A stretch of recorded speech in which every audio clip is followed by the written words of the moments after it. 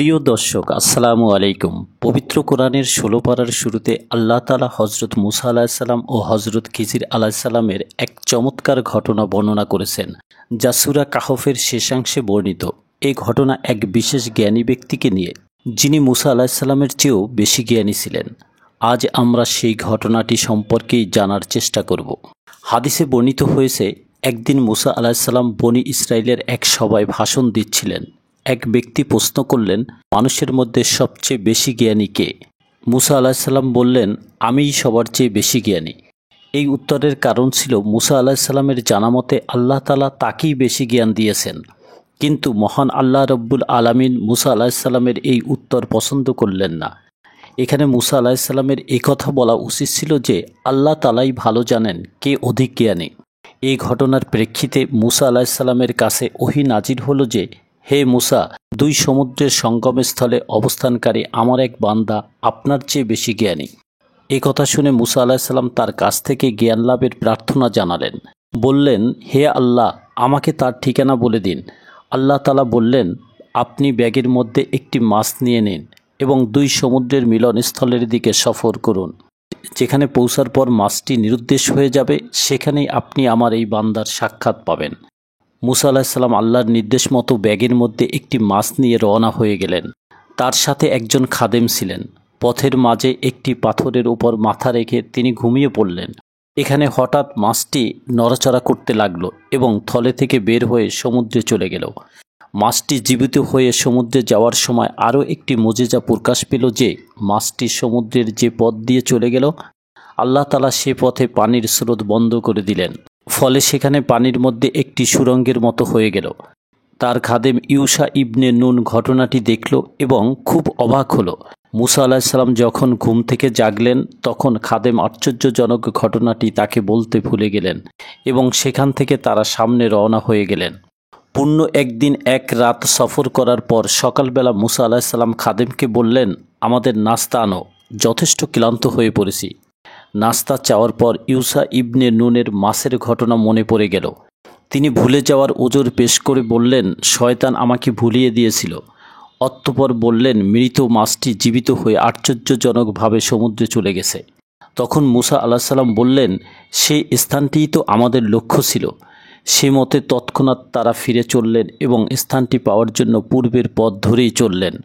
পাথরখণ্ডের নিকট পৌঁছে দেখলেন, এক ব্যক্তি আগাগোড়া চাদরে আবৃত হয়ে শুয়ে আছেন। তিনি হলেন মহাজ্ঞানী খিজির আলাহিসাল্লাম। হাদিসের বিখ্যাত গ্রন্থ বুখারীতে এ ব্যক্তির নাম খাদর বলে উল্লেখ করা হয়েছে, যার অর্থ হল সবুজ শ্যামল।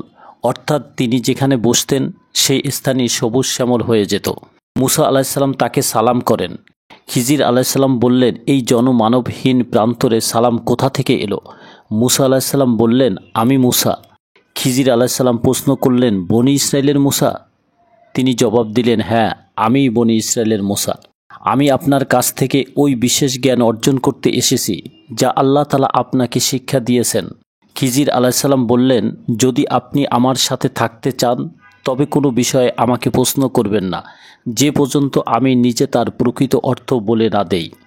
এই কথা বলার পর উভয়ে সমুদ্রের তীর ধরে চলতে লাগলেন। ঘটনাক্রমে একটি নৌকা এসে গেলে তারা নৌকায় আরোহণের ব্যাপারে কথাবার্তা বললেন। মাঝিরা খিজির আলাহিসাল্লামকে চিনে ফেললেন এবং পারিশ্রমিক ছাড়াই তাদেরকে নৌকায় তুলে নিল। নৌকায় চড়েই খিজির আলাহিসাল্লাম কুড়ালের সাহায্যে নৌকার একটি তক্তা তুলে ফেললেন। এতে মুসা আলাহিসাল্লাম স্থির থাকতে না পেরে বললেন, তারা কোনো পারিশ্রমিক ছাড়াই আমাদেরকে নৌকায় তুলে নিয়েছে। আপনি কি এরই প্রতিদানে তাদের নৌকা ভেঙে দিলেন যাতে সবাই ডুবে যায়? আপনি অতি মন্দ কাজ করলেন। খিজির আলাহিসাল্লাম বললেন, আমি আগেই বলেছিলাম আপনি ধৈর্য ধরতে পারবেন না। তখন মুসা আলাহিসাল্লাম ওজর পেশ করে বললেন, আমি ওয়াদার কথা ভুলে গিয়েছিলাম, আমার প্রতি রাগ হবেন না। সহি বর্ণনা অনুযায়ী ইতিমধ্যে একটি কালো চড়ুই পাখি এসে নৌকার এক প্রান্তে বসে এবং সাগর থেকে একটু ঠোঁট ভিজিয়ে পানি তুলে নিল।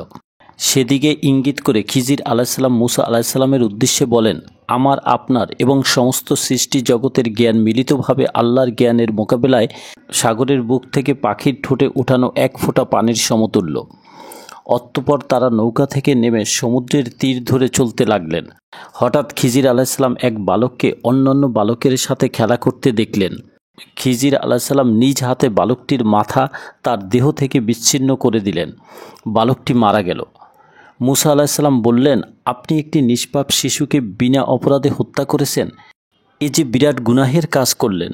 খিজির আলাইসাল্লাম বললেন, আমি তো আগেই বলেছিলাম আপনি ধৈর্য ধরতে পারবেন না।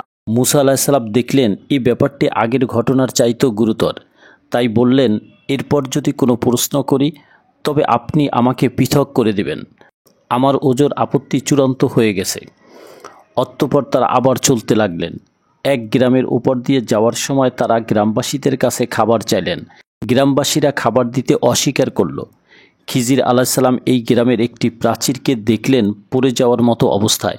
তিনি নিজ হাতে প্রাচীরটি সোজা করে দিলেন।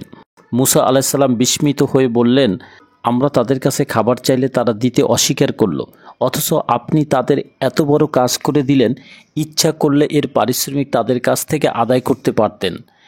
খিজির আলাইসাল্লাম বললেন, এখন শর্ত পূরণ হয়ে গেছে, এটাই আমার ও আপনার মধ্যে বিচ্ছেদের সময়। রাসূলুল্লাহ সাল্লাল্লাহু আলাইহি ওয়াসাল্লাম এই ঘটনা বর্ণনা করে বললেন, মুসা আলাইসাল্লামের প্রথম আপত্তি ভুলক্রমে, দ্বিতীয় আপত্তি শর্ত হিসেবে এবং তৃতীয় আপত্তি ইচ্ছাক্রমে হয়েছিল। এরপর খিজির আলাইসাল্লাম তিনটি ঘটনার প্রকৃত কারণ মুসা আলাইসাল্লামের কাছে বর্ণনা করলেন। এ হচ্ছে সেসব ঘটনার স্বরূপ যেগুলো আপনি দেখে ধৈর্য ধরতে পারেননি।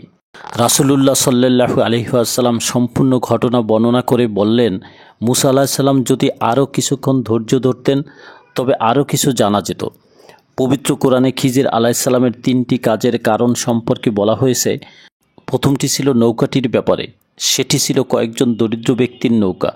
তারা সমুদ্রে জীবিকা অন্বেষণ করত। আমি ইচ্ছা করলাম যে সেটিকে ত্রুটিযুক্ত করে দেই, কারণ তাদের অপর দিকে ছিল এক বাদশা। সে বল প্রয়োগে প্রত্যেকটি ত্রুটিবিহীন নৌকা ছিনিয়ে নিত। দ্বিতীয়টি ছিল ছোট বাচ্চাকে মেরে ফেলার ঘটনা। তার কারণ হলো ওই বাচ্চার পিতামাতা ছিল মোমেন। অতঃপর আমি আশঙ্কা করলাম যে সে সীমা লঙ্ঘন ও কুফরির মাধ্যমে তাদেরকে অতিষ্ঠ করে তুলবে। তাই আমি চাইলাম যে তাদের রব যেন তাদেরকে তার পরিবর্তে এক সন্তান দান করেন, যে হবে পবিত্রতায় উত্তম ও দয়া মায়ায় ঘনিষ্ঠতর। তৃতীয়টি ছিল প্রাচীর ভেঙে দেওয়ার বিষয়টি। সেটি ছিল নগরের দুজন পিতৃহীন বালকের। এর নিচে ছিল তাদের বাবার রেখে যাওয়া গুপ্তধন এবং তাদের পিতা ছিল সৎকর্মপরায়ণ। সুতরাং পালনকর্তা দয়া করে ইচ্ছা করলেন যে তারা যৌবনে পদার্পণ করুক এবং নিজেদের গুপ্তধন উদ্ধার করুক। তাই আমি প্রাচীরটি সোজা করে দিয়েছি। আমি নিজ মতে এটা করিনি, সবই আল্লাহর ইচ্ছায়। আপনি যে বিষয়ে ধৈর্য ধারণ করতে অক্ষম হয়েছিলেন, এই তার ব্যাখ্যা। মুসা আলাইসাল্লাম তখন মানতে বাধ্য হলেন যে খিজির আলাইসাল্লাম তার চেয়ে অধিক জ্ঞানী। আল্লাহ তাআলা মুসলিম উম্মাকে পবিত্র কোরআনের মাধ্যমে নবী রাসূলদের ঘটনা থেকে বিভিন্ন শিক্ষা দিয়েছেন। আসলে আল্লাহর জ্ঞানের কাছে সকলের জ্ঞানই তুচ্ছ, তাই নিজের সম্পর্কে সবসময় তুচ্ছ ধারণা করাই বুদ্ধিমানের কাজ। আসুন বন্ধুরা, কোরআনের আলোয় আমরা আলোকিত হই, কোরআনের জ্ঞানে আমরা সমৃদ্ধশালী হই। আপনাদের সকলের কাছে দোয়া চেয়ে আজ শেষ করছি। আল্লাহ হাফেজ।